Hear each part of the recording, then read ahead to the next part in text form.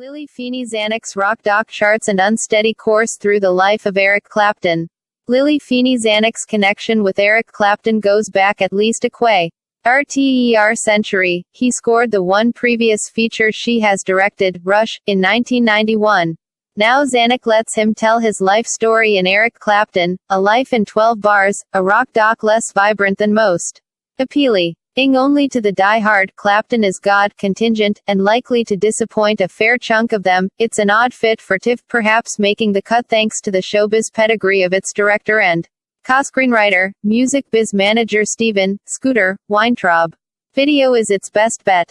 The film's title promises a story told with the tidy structure of the blues. Either that, or it's a bad joke about Clapton's long struggle with alcoholism. But A Life proves weirdly assembled, with counterintuitive emphases. Naturally, it spends a good deal of time recounting the years when the guitarist developed his following in blues-based and psychedelic groups. But then things get muddy, with long, unpersuasive accounts of personal dramas, and Clapton's long career as a solo recording artist is treated like a blip.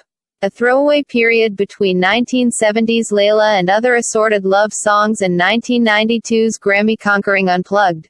This is no exaggeration, a single short scene sweeps through all those albums. Their covers scrolling by as if on an old iPod Touch, while the voiceover more or less dismisses them all as the product of a drug and booze-deranged lost period. And voiceover is all we get here.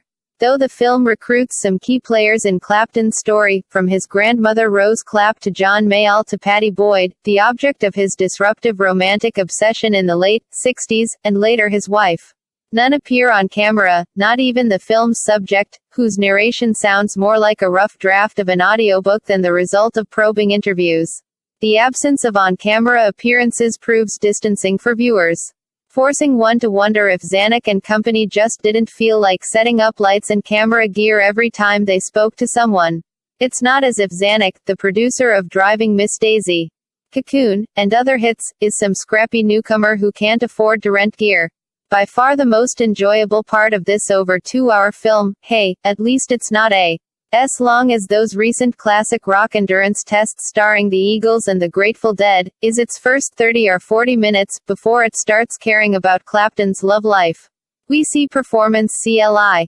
P.S. and hear recordings pertaining to his dramatic arrival on the British music scene. He joins the Yardbirds as a replacement guitarist, quickly attracting a Clapton clique of fans who seem indifferent to the frontman. But he leaves just as the group is hitting with For Your Love, believing they were selling out. John Mayall hunted him down in the country, recruiting him for the Bluesbreakers. They gigged so regularly that Clapton moved into his bandleader's home. In a brief bit, Clapton recalls setting out to make his guitar sound like Little Walter's harmonica or the reed instrument. It's called a Shanae, of Bismillah Khan. And we see some early interviews in which Clapton, who evangelized for Black American blues artists from the start, predicts that eventually white audiences be sophisticated enough to go to the